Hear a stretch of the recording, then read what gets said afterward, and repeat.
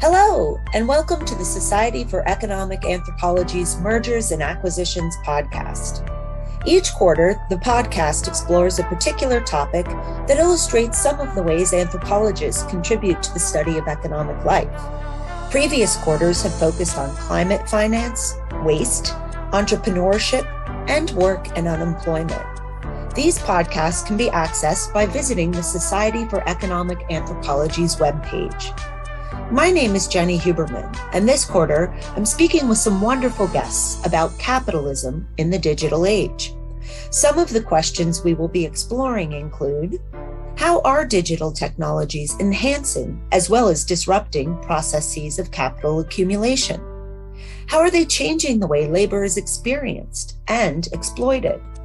Where should anthropologists be turning their attention, and what kinds of questions should they be asking in their efforts to understand how digital capitalism is produced, lived, and even resisted by those people who are differentially positioned within its ambit?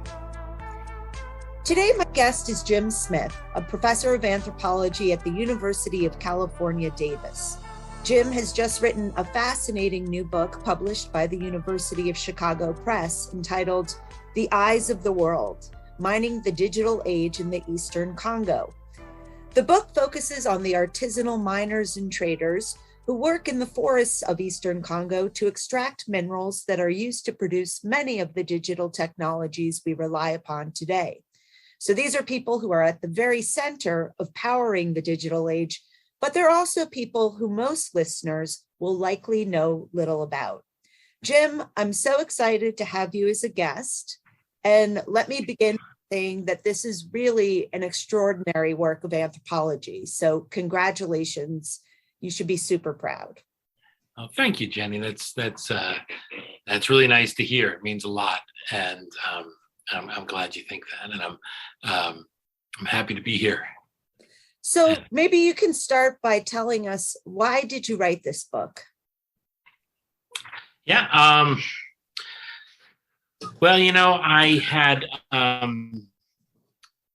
some years ago back during it would have been in the middle of the Second Congolese War, I had heard about coltan mining in Eastern Congo and how coltan, this mineral, which is used to make capacitors that are in digital devices, that are in laptops, that are in cell phones, was crucial to the digital age. Or without this substance, computers won't work and we wouldn't have a digital age.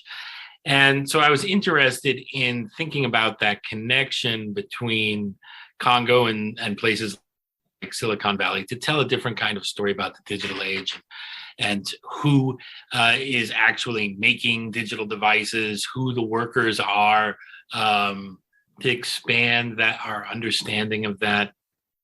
So I had this idea, but I wasn't sure that I could actually do it. And I kind of tell the story about this in the book, but I visited Eastern Congo in 2003.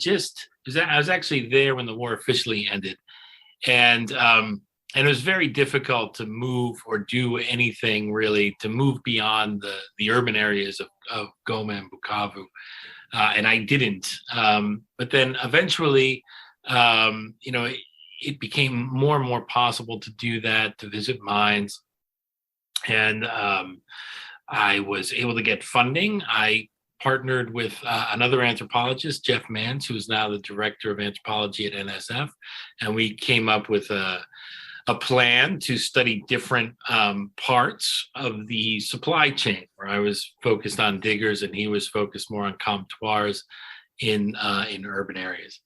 So, as the research progressed, like so many other, anthropology projects or ethnographies, you go in with a certain plan, but you don't really necessarily know that much. And then as you learn more, it kind of takes on, takes different directions and becomes meaningful in different ways. So over the course of time, the more I learned about what diggers were doing, what they had gone through, the impact of the war, the dispossession and displacement produced by that, the expropriation. And I came to see mining as a total recuperative project, and became interested in the specificities of what was going on the ground, and the worlds that people were producing through extraction. And I came away with a more complicated understanding of what extraction entailed. So I don't know if that's a long-winded answer to your question. Well, one of the reasons, no, it's great. I mean, one of the reasons that I wanted to have you on this podcast is because, as you point out in the book, when you were shopping your manuscript around to presses, one of the reactions you encountered was the idea that Congo doesn't have anything to do with the digital age. And one of the beauties of your manuscript is that it brings those two worlds together in a very powerful way.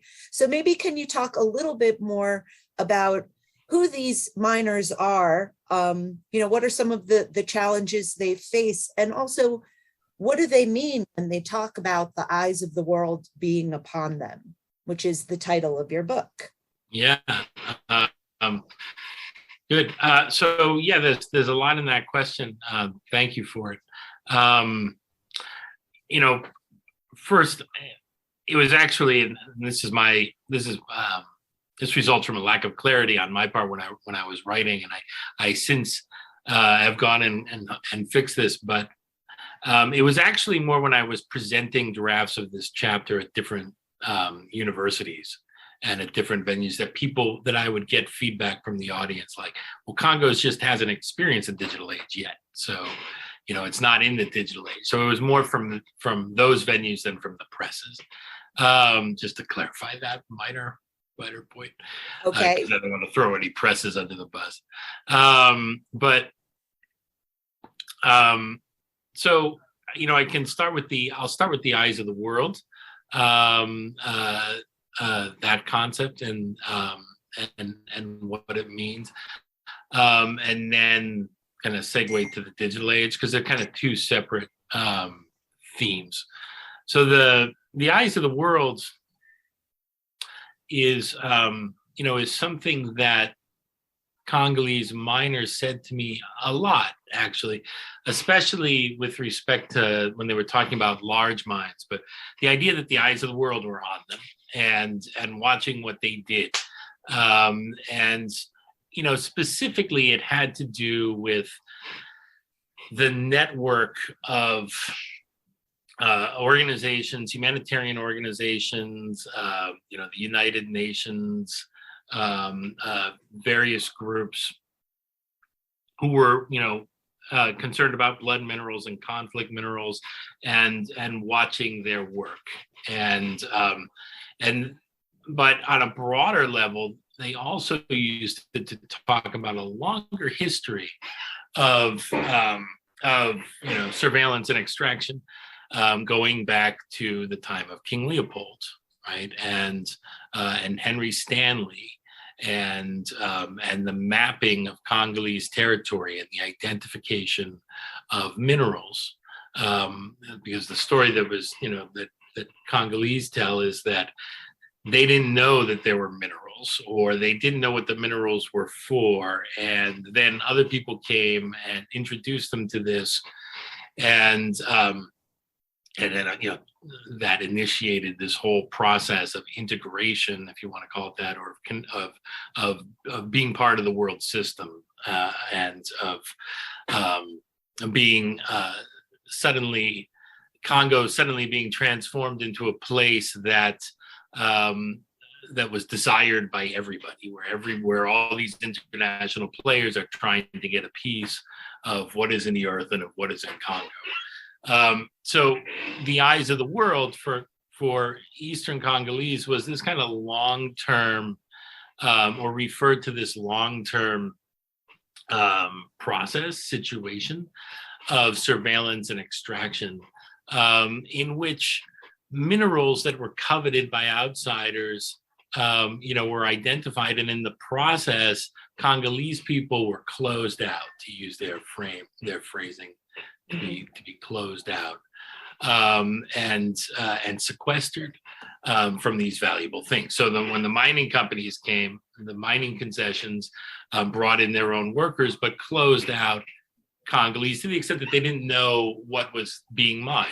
So the 3Ts, for example, which is the subject of this book, that's been mined in Congo since the 1920s, right? But people didn't know what those minerals were, what they were for, what their value was, who to sell them to, really until the war, right?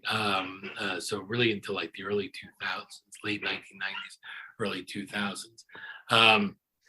But anyway, so maybe I'm getting ahead of myself a little bit here, but that's what the eyes of the world refers to. And in general, even if we're not talking about Congolese diggers and people involved in the trade, there is this understanding held by a wide variety of people that the international community, as they sometimes put it, is watching Congo. And that there are satellites that are watching what's going on, because what happens in Congo and what exists in Congolese earth is, somehow crucial to global political economy and the world system, if you want to call it that, and the development of the rest of the world. There is that general awareness. Exactly how isn't entirely clear. So when it comes to the specificity, or isn't always clear to everybody. So when it comes to the specificities of what coltan is, and what it's used for, most people don't know. Now they're coming to know a little bit more. But when I started doing this research, people didn't know, and they would instead they would kind of project their own understandings onto these minerals. So, it's a very heavy mineral, so it must be used to make very good roads, or one dominant rumor was that, the coltan is used to make the bullets that others kill us with, in particular, Rwandans. So, none of that is true, but it reflects, Congolese understandings, and also speaks to a deeper truth about, the extraction of value, and then the results of that, the products of that value, of that work, coming back to them to kill them. Mm-hmm.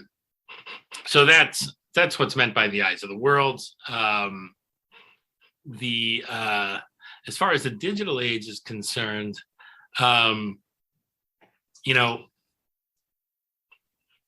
that's a complicated one. On the one hand, Congolese obviously are, or some Congolese are producing these minerals, extracting these minerals that are essential for the making of digital devices. They don't, as I mentioned, always recognize that is what they are doing, or that's what the minerals are for. But there are other ways, in which, so in that sense, they're, producing the substances that are necessary to have a digital age.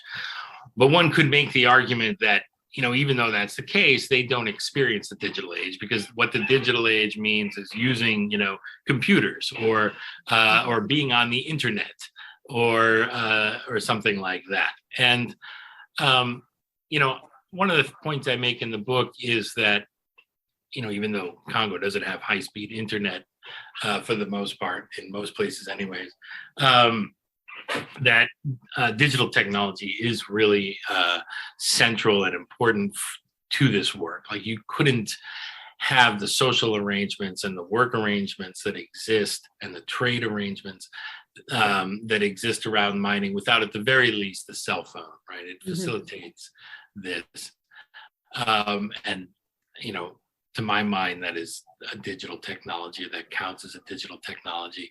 And also, increasingly over the course of the research, diggers were more and more connected, and they would go to their cell phones located near most of the mines that I visited. And and although I wouldn't say there are cell phone towers near all mines, but there are cell phone towers near most of the mines that I visited, and people would go to, the where those cell phone towers were, and use them to connect to the internet and to figure out particularly to figure out what the prices for minerals were, what they were fetching, but also probably most importantly to send remittances, to send money to family members, and that is something that is becoming widespread throughout the region. The use of digital technologies to transmit money. So, the digital technologies facilitated the movement that Congolese associated with mining, that they wanted from mining. It was kind of, part of that. But one other point that I make in the book is that the call it Western, I think it's largely United States based understanding of the digital age. I kind of trace it out and do a kind of try to do a genealogy of that, which is probably a little idiosyncratic. But it's this kind of, ideal of disembodiment and of kind of the value of becoming unencumbered by the body, earth, territory, the limitations of ecology. And I situate that within a longer history of kind of, social evolutionist, cultural evolutionist thought in the United States and in the West. And that cultural narrative, for lack of a better word, I don't know what else to call it, of disembodiment and the value of disembodiment is not something that, that I encountered in Congo, where it was more about,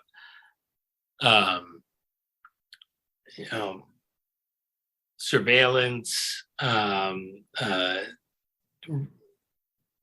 connection, and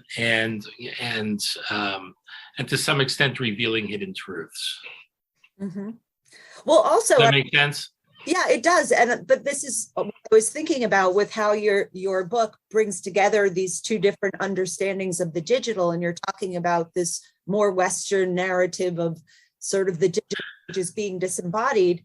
And then you take us into the holes with the machine, right? And it's very much embodied labor. And I think that your ability to sort of get at that contrast is really evocative and interesting. Another question I wanted to ask you, because you're talking about how these digital technologies are facilitating the mining, artisanal mining trade. But in your introduction, you write, I'm quoting you here, "If I were to look deeply into myself, I suppose part of what intrigued me about the mining of Congolese coltan was my deep emic familiarity with and dislike of techno-utopianism and techno-solutionism." So I'm wondering if you can say a little bit more about that and how your research actually helped you develop this critique of techno-solutionism even further. Yeah, thank you. I'll point out that, techno-solutionism, actually, I don't know who invented that term. I know it wasn't me though, but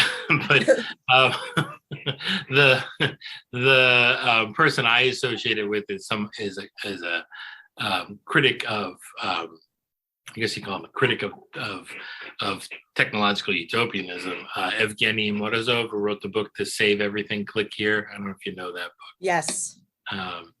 That's where I first heard the term techno-solutionism.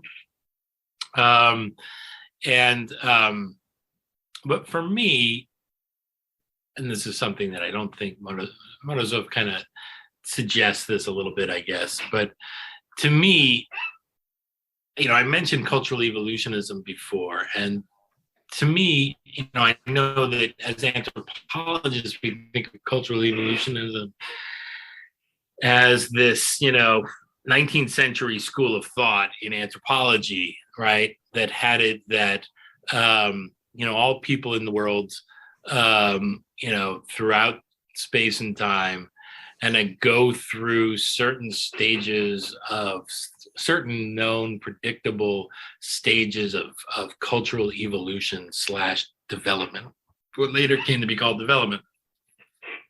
And that in the 19th century understanding anyways, the West, Europe, was at the apex of this evolution, and everybody else was trying to get there, or trying to do the things that Westerners were doing, but not doing it right, and failing badly because they hadn't evolved yet to that, or failing because they hadn't yet evolved to that stage. And so, they were doing essentially, or carrying out kind of inferior versions of Western science and everything else that Westerners were doing, from exchanging goods to trying to understand the world as it is. So in that story, right, technology becomes really central, especially in the 19th century, and if you look at like the work of Henry Morgan, like technology is kind of one of the drivers of this, right? And it is essentially, instrumentalized mind, right? Like materialized embodied mind that is driving the evolutionary process, right? So what it, as I mentioned, this understanding, we associate it with the 19th century, but certainly outside of anthropology, and I would argue even within anthropology, or at least within certain elements of anthropology, this cultural evolutionist understanding is really strong, and it remains the basic common sense of most people in the United States, right? Of when trying to understand, non-Western peoples. I would say that cultural evolutionist idea, which we now call development, is kind of, still the main framework. And so what it means, though, is that in this story, right, the people who possess technology and who are making the most advanced form of technology, are understood to be the people who are truly shaping the future, right? And are shaping it through their technology. And they are the ones who understand, what the future is going to look like. They're closest to the future, right? Whereas the people who don't have technology, they're furthest from the future, and therefore have very little to contribute, according to this understanding, to our understanding of the world, or to anything really, right? And I would say that idea is, it's so widespread, and I confronted it growing up, where there was this real kind of enchantment in the 80s, especially amongst youth, with technology, and a real kind of disdain for, people who didn't have it, right? And it goes along with a lot of other things. It's accompanied by, it's not just, a kind of disdain for, people who are seen as being outside of technology. Maybe disdain is the wrong word, but a feeling that they don't have anything to contribute. We can't learn anything from them. It's also the past, right? The past is understood to be this kind of, irrelevant, outmoded place that is made outmoded by new technologies. And you don't have to pay attention to it. Therefore, you don't have to think about history. You don't have to think about the past. And I think that idea is so prevalent in California in particular. It's so much a part of Bay Area culture and the culture of Silicon Valley. I would argue that, anyways, I would say that it also slips into a lot of academic discourse in ways that you wouldn't, that is surprising to an anthropologist. Well, it also generates. Does that make sense? Yes, it does. But it also generates the idea that all problems can be remedied with a technological fix. It's not there's that, with, right? Exactly. Political relations, economic inequality. It's, if we can just get enough mosquito nets to Africa, can solve the world's problems. This is something that I've actually been writing about. No, that's absolutely true. And yeah, sorry. And you write about it in the context of the tagging scheme that was used to ensure that these minerals were clean minerals, which I thought was really fascinating. And the way that after the Dodd-Frank Act was passed, they instituted this digital tagging scheme as a way to ensure the purity of these minerals. And your Congolese informants are talking about this as a form of ritual cleansing. And those are the kinds of moments in the book that I just absolutely loved, because it is a form of ritual cleansing. And it's also an example of this kind of techno-solutionism. And I'd love to hear just a little bit more about how your Congolese informants were making sense of that. Yeah. So, one thing I never was really able to talk to, people in Silicon Valley who were, what their understanding of this was, and what their understanding of the tags was. But, let me briefly kind of, but Congolese had a lot to say about it. And I can back up a little bit and maybe kind of explain it briefly. First, there was a period of time when during and after the war, where, as far as Congolese were concerned, there wasn't really any discussion about conflict minerals or blood minerals, right?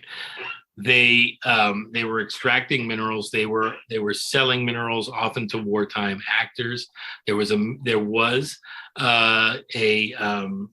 wartime economy that developed around the extraction of some of these minerals, and the extraction of these minerals fueled is what allowed these armed groups to buy arms and continue waging war. But there wasn't a discourse about blood minerals. The discourse about blood minerals came after the war, and with the emergence of humanitarian NGOs and the growth of humanitarian NGOs in the city of Goma. But it also, and this is one of the things I bring out in the book, it also happened at a time when mining companies, many of which had purchased papers prior to the war, right, or who owned concessions prior to the war, were trying to return. And we're finding that there were all these artisanal miners in these mines, or, we're finding new places that have been discovered by artisanal miners, and wanting to go to those places, right? And they got papers from Kinshasa to go to these places in many instances, but they encounter an army of artisanal miners who are connected, right? Or who have connected to themselves to various state authorities. So this discourse about blood minerals emerges in that context, and it's very kind of confounding and frustrating to a lot of Congolese diggers, because they're like, well, how come there was no talk about blood minerals during the war when right. the whites were lined up on Lake Kivu to buy our stuff, and now these people are just talking about blood minerals all the time? And this goes back to the early question about the eyes of the world, because the eyes of the world, that phrase draws a connection between these disparate actors. From the Congolese perspective, these disparate actors are like one and the same, basically, that, there's no real difference between the people who are looking for minerals and the people who are coming and trying to make sure that minerals are conflict free. They tend to see it as one thing. It's the eyes of the world, it's these whites who are coming and who are identifying where things are, and they're tracking our movements, and they're trying to close us out. But anyways, not to go on a tangent, but I think it's kind of important to understand what's going on. So that discourse culminated in the Dodd-Frank Act, which was put together by Congress people in the United States a couple of congressmen in the United States who were in conversation with NGOs in Eastern Congo, and it led to the closure of mining. Kabila closed artisanal mining for a period of time, and then after that, there was an effective embargo on Congolese minerals because the Section 1502 says that U.S. companies should do their due diligence to ensure that their minerals are conflict-free. So people weren't buying, and even though they were digging, Congolese were digging, there weren't a lot of buyers, and in some cases there were no buyers, and this created all kinds of problems. Right? It created those areas that had become dependent on artisanal mining were just thrown into terrible poverty. And one of the reasons for that was that people weren't growing food. They hadn't been growing food. They had been relying on food being brought in by cargo planes, and now the cargo planes stopped running because the mineral trade wasn't moving. There was no movement, as Congolese put it, in the mining trade. So that led to a general collapse and disease and death. And so the tagging scheme was conceived as a kind of opening, as a way of kind of opening the ways of artisanal miners. And it had support from Congolese NGOs, but it was also, so it had this it had support from Congolese NGOs, but also the high tech companies, who were not able to, who didn't really know, where these minerals were coming from. They didn't. There's no way of knowing. They don't know where the tantalum, that they're buying comes from. In order to really carry out the mandate of the Dodd-Frank Act, they had to figure it out, and so they used their the smelters. So they outsourced the work to the smelters from which they bought. So the smelters partnered with the smelters who were part of a consortium called the International Tin Research Institute, which is really just a consortium of smelters. It sounds very academic. Partnered with NGOs, and there were different schemes that were developed to kind of, try to ensure that the minerals that were coming out of Congo were conflict-free or blood-free. And the one that kind of took off and was able to, be marketed and ended up being sold as kind of the main one, was the Itri. It's called the Itski. I can't remember what that refers to now off the top of my head. But the Itri Itski supply chain initiative, and what it entails is the government and NGO will go to certain sites and designate them green or conflict free, and then there will be a tag, right, a digitized tag for each mine, with a number for each mine. And so if you're digging, then you bring your minerals to this particular site, and you get the tag. That tag is put around the bag. It's bagged there. It's supposed to be bagged right there with certain people watching, certain people from the Ministry of Mines watching and ensuring that the tag is there. And then the negotiant, the middle person who buys from the diggers, shows up and picks up this mineral, this bag of minerals, with the tag, and takes it to the comptoir, the buying house, where the tag is removed and a new tag is put on. And all these tags are maintained until they go to the smelter in Malaysia, or wherever, but Malaysia is the main place that I know of, where they're kept in a vault. So that, if someone from Intel or Microsoft or whatever, Apple, wants to go see, they can see the ball with all the tags, right? Part of the enchantment of it is that, that it's digitized. So it's supposed to be scanned at some point. So the data is supposed to be uploaded onto a database that exists, in a space that is removed from Congolese earth and not just Congolese earth, but, Congolese society, right? All the different, actors that make up the mining trade. And so it is, the idea is using technology to kind of avoid Congo as much as possible, and the materiality of Congo and the sociality of Congo and the sort of inherent, what is understood, right, by the non-Western world to be by the Western world to be the inherent and a bloodiness of Congo, going back to, the old mythology of Congo as the heart of darkness, right, which continues to this day to define the West's interactions with Congo. So I wanted to ask. Go ahead. Sorry if I'm going on a tangent, but no. Well, I wanted to, because I think this is really the most, interesting and important parts of your book. And one of the things that I really like about your book is that, there's no shortage of expropriation, dispossession, violence, surveillance, all kinds of horrible things.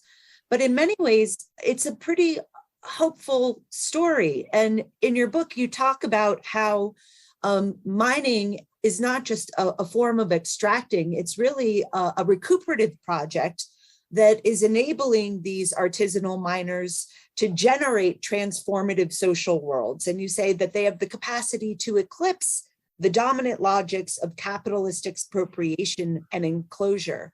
And you also suggest that, and I think that this is one of the things that really sort of situates your book in a kind of classic anthropological vein, that we might have something to learn from them, right? That it's not just, people in the West who can think about alternatives to capitalism. So my question is, what kind of generative worlds are they producing? And what do you think is the most important thing that we can learn from the miners? Yeah, that's a good question.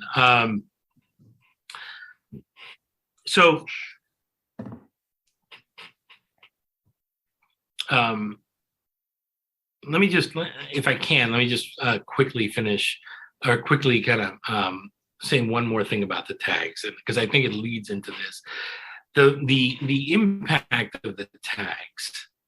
One of the impacts of the tagging initiative. First of all, there were no scanners on the ground, so there was no way to kind of actually upload this stuff, this information.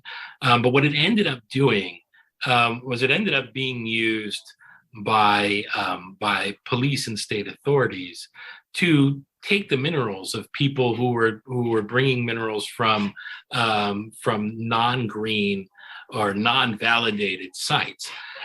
And the problem with this was that, like, most sites in Congo were not validated, right? So the vast majority, because they're so deep in the forest that the state authorities and the NGOs can't go there. So it turned into this kind of instrument of policing. Now, that kind of brings us to the question of, so according to, from the point of view of Congolese, the eyes of the world is ultimately about kind of, separating people out from the sources of value, whether it be closing them out of the forest, going back to the colonial days when the Belgians took people out of the forest and brought them to the road so they could monitor them and tax them, or whether we're talking about today. So what Congolese kind of propose, and I would say that it's partly in reaction to or in conversation with the eyes of the world, right, and the separative, sequestering kind of logic of the eyes of the world, is a theory of inclusivity, and what I refer to as a theory of movement, which entails inclusion, not only of different actors, different social actors, but of different temporalities, of different ontologies, of which involves engagement with ancestors, for example, conversation with ancestors who have to be on board for extraction to take place and for the commodity to become a commodity in the first place. And, Congolese make the argument that war comes from people being excluded, right? From people feeling that they're being excluded from movement, and the source of value, whether it's war on an international scale, right? With the United States feeling that China has gotten a better deal, and so it feels excluded, and so it uses its proxies to create a war. War is coming from a kind of exclusion, and that's happening also at the local level, right? And on more local scales, the people who are excluded from mining, they pick up arms and they go and join militias, or they go into some other mine, and so that's kind of the guiding philosophy is this theory of movement. Congolese also referred to it as many hands touching money. And it's also a theory of peace building. And it's a theory of peace building that is very different from the theory of peace building that the humanitarian organizations are foisting on Congolese, which is more about like identifying the bloody actors that are making the minerals unclean. And again, this is the way Congolese talk about this, and separate those actors from the minerals and the mines in order to make the commodity pure so the technology can be pure, which is how Congolese understand the tagging interventions and the conflict-free interventions. It's attempts by high-tech companies to make sure that their technologies are pristine, right, and can be sold because they don't have Congolese dirt on them. Congolese blood, but also the dirtiness of Congo, and so they're kind of playing that game because they need to in order to have movement and in order to be able to sell their stuff, but they recognize the kind of ridiculousness of it and the silliness of it. So in terms of like what, you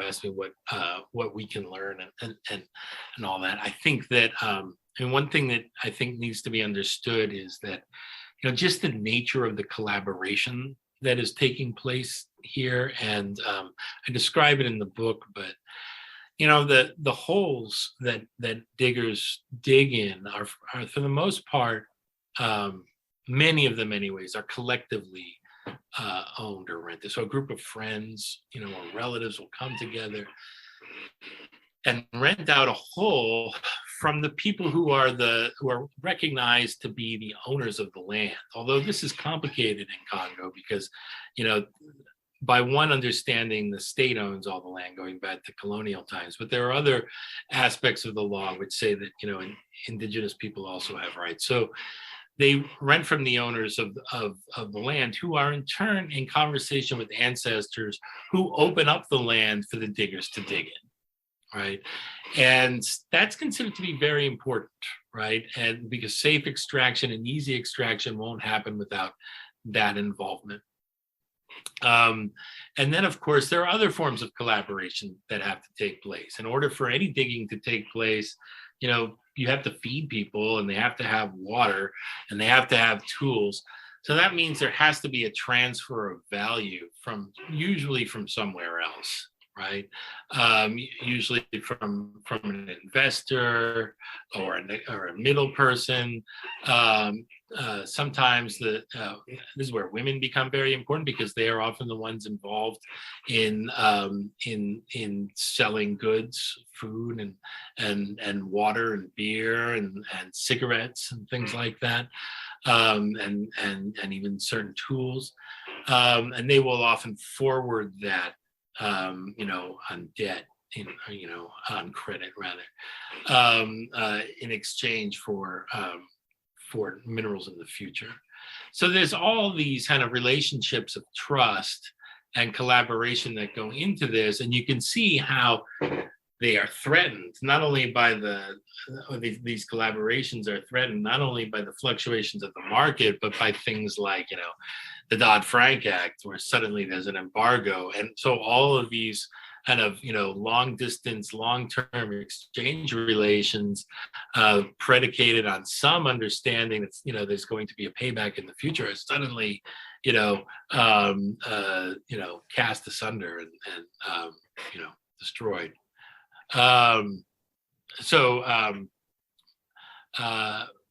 But anyways, at some point, these wholes can become kind of centers for, people coming together and collaborating across differences, often in a ways that's conflictual. I don't want to paint a picture that this is some utopian place. There's a lot of terrible, difficult things that emerge from this, including like child labor and stuff like that. But these sites become, these holes and the work that takes place in them do become centers of transformation, both of the people who are working in them and of the, larger economies, and also potentially of the world, in the sense that, diggers understand that they are responsible for kind of regenerating the regions in which they live through their work, that they're responsible for the rebuilding of Goma, not the international community.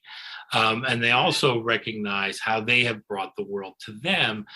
For example, at large mines like Basie, which became so important to the global economy, where, events at Basie, which is a large tin mine in the rainforest that sprung up after the war, and became a large town of like 20,000 people. Events at Basie could affect the price of tin on a global scale by as much as 40%, and that's been written about, not only by me but by others, have recognized this. So this kind of, and diggers kind of give names to mines that are particularly famous, and sites of movement, where movement implies not just mobility but transformation of circumstances, transformation of self, transformation of collectivities, transformation of the region. They give names to these holes like the United States of America. And, on the one hand, this symbolic kind of thing where, it's like the United States of America, there's so much movement in this mine, but there also is a more literal sense in which, it's like this mine has become the United States of America, in the sense that there's a kind of direct connection between this hole in the ground and the world outside, right? That is outside of Congo. And it's not just a fictive kind of connection, it's a very real kind of immediate, direct connection, which you see when a mining company shows up and starts laying claims to the place. Does that make sense? Yes, it does. Really it does. And it actually leads to my final question. Yeah. Because one of the points of the whole Mergers and Acquisitions podcast is to provide a platform for anthropologists to discuss their work and to sort of demonstrate what an anthropological perspective can bring to the study of economic life. And I mean, everything that you've been talking about, I think you've sort of made the case in the interview, but I would love to hear you just sort of crystallize your thoughts on that. What do you think? And even perhaps what are some of the weaknesses of an anthropological perspective when it comes to studying global capitalism in the digital age? Yeah, that's a good question. It's a big question. Let me just say one more thing that is, I think it leads into this even more, all these things that I'm describing, on the one hand, okay, you can say like, well, this is just capitalism, right? It's just capital. It's just one more example of capitalism transforming the world and turning everybody into workers. And I think I'm not going to say that that's not true, or that there's no truth in that. I think that it is. I mean, when we start talking about ancestors being involved in the extraction process and essential to it, another way to look at that is to say, oh, well, now capitalism has made it so that even ancestors are workers. Like even the dead are involved in making iPhones. Like the Congolese dead who were involved in the rubber boom are now making Congolese, are now making iPhones, or are critical to this process. And it is the case that, these are, these workers are, working for the tech industry, even though they're not directly, they're not being paid wages by the tech industry, but they are working for the tech industry. But they're working for it in such a way that it's easy for the tech companies to be like, well, those aren't our workers because it's a supply chain and it's super complicated. We don't even know who they are, and et cetera, et cetera. But, obviously we know that they are. Supplying the product that is then bought by the tech companies. So all of that is true. And there's a way to look at this to say, like, well, this is just, capitalism operating and taking over. And that's what I would call the kind of structural functionalist way of looking at it. Structural functionalism being a kind of an older model in anthropology, but one that is still, I would say, employed a lot to look at how things are integrated in an organismic way to create a kind of seamless system. But there's another way to look at this, which is to say that, well, all these competing kind of all these collaborations across these competing claims that are brought together, the way in which Congolese take these differences and antinomies and make them work and kind of patch them together. For example, the tension between, I talk at length about the conflict between documents and ancestors in the book, the way in which these differences, these ontological differences, are turned into collaborations. It does ultimately pose a threat, I would say, to foreign capital, and particularly the privatization of everything, right? Because it makes it concretely very difficult for a company to just come in and say, like, we're enclosing this territory, right? The theory, and by the way, the philosophy and theory and politics of movement is opposed to enclosure, right? And really, I would say that it developed really in opposition to the enclosure going back to the colonial period, and now continuing today. So when a company shows up and says, look, we got papers, this is our land, we're going to start mining industrially, it's a lot harder for them to do it as a result of this, kind of collectivity that has emerged, which becomes quite powerful. One of the points I make is that diggers actually have a lot of power. Not all diggers all the time, right? But the diggers can use the fact that they can dig in a hole to pay off state officials and to make them go away, and to get at a sort of petty level to get themselves out of jail when they're in debt, but at a larger level to kind of even co-opt, armed forces, right? And this is generally seen as this, as more evidence of blood minerals and the connection between, artisanal mining and conflict. But that has everything to do with the fact that companies are trying to lay claims to these sites, right? And recognize the threat of this collaboration, which is real. I'm not going to say this collaboration is not real. It's not everywhere, but it does exist. The collaboration between artisanal miners and armies. Mm-hmm. Does that make sense? It sounds like what you're saying is that one of the an anthropological perspective brings. Oh, right. Is an appreciation for complexity. Yeah. And it is an appreciation for the difference between looking at something as a kind of global economic structure and understanding lived experiences on the ground, and the ways in which those experiences can diverge from what one might expect just looking at it as a formal structure. No, absolutely. And to really take seriously what, how people understand what it is that they're doing. How do people make sense of the world? I mean, that's what anthropology is ultimately. How do this group of people that I've communicated with, and sure, this is partial, and there's a lot of people I haven't communicated with, how do these people understand what they're doing? And once you do that, you see that, it's really complicated. For one thing, like this isn't just an economic process, it's also a religious process in the sense that, it involves communication with ancestors and explaining to them what's going on, like, oh, we need money now, and, and therefore we have to sell off the forest, or we have to do this and that, we have to open this mine, and that involves like, so we tend to assume that extraction is just about extraction, but actually, like, it only appears like a purely economic transaction or an economic process because of the kind of ritual dimension that or the ritual religious dimension that happens early on in the process, which frees the minerals up so that they can become pure minerals or pure commodities rather, without like becoming curses. Mm-hmm. Does that make sense?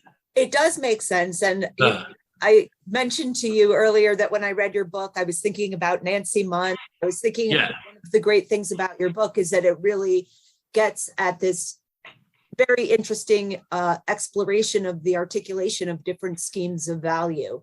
And it's just a wonderful, wonderful, incredibly rich book. I think it's the kind of book that people will want to read more than once because it's an incredibly complicated story to tell. And I think you pull it off really in a beautiful way. So I hope everybody goes out and gets a copy. Oh, thanks. That's really kind of you. Is there a next project for you on the horizon? I hope so. But, honestly, I'm so, it's, how it is when you finish something and then it's hard to, I don't really know what I'm going to do next. I don't know whether to dig into this more and maybe like go to Southern Congo and think about cobalt, and as it's a different, mineral that's in the news now, and it's a different part of the country, and it's a different history or different set of relationships. Maybe you should go to. But I also find myself. Valley. Yeah, it's as much as I've always, been a fan of the idea of studying up. It's so hard to study up. It's actually easier to do research in Congo, I think. You're blocked out of certain things. You can't necessarily do everything, but it's to try and talk to people. I have tried to reach out to people in companies in Silicon Valley. It's not that easy to do. And I'm not sure, well, anyways, if you don't, I'm not sure how beneficial it is either, or how productive it is, or would be. I'm just not sure. I've been drawn to, I've been thinking about maybe doing something on Mount Shasta, which is an area near where I live, which that would be a very different project, but it also involves the transfer of resources, in this case water, over a long historical period, and tensions between indigenous people and developers on the one hand, and New Agers on the other, who have turned Mount Shasta into this kind of like really important site for them. Going back, it's actually in some ways arguably like the main birthplace of New Ageism, Mount Shasta. But I don't know. That's just those are ideas. It might also go back to Kenya. I don't know. I'm not sure. Well, they all sound interesting, and I think it's just a demonstration of how awesome anthropology is and how much creativity we have in terms of the kinds of questions and we can think about, the places we can work. So go anthropology. Yeah.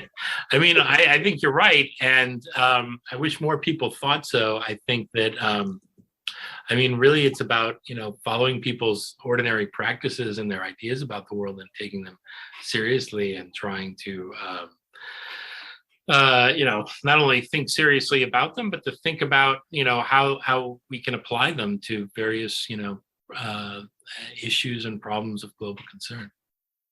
Well, Jim, thank you so much for speaking with me today. It's been an absolute pleasure to listen to you talk about your research, and I wish you the very best in your future endeavors. Yeah, thank you too, and thank you so much for having me. This has been great, and yeah, I'm really grateful to have this opportunity.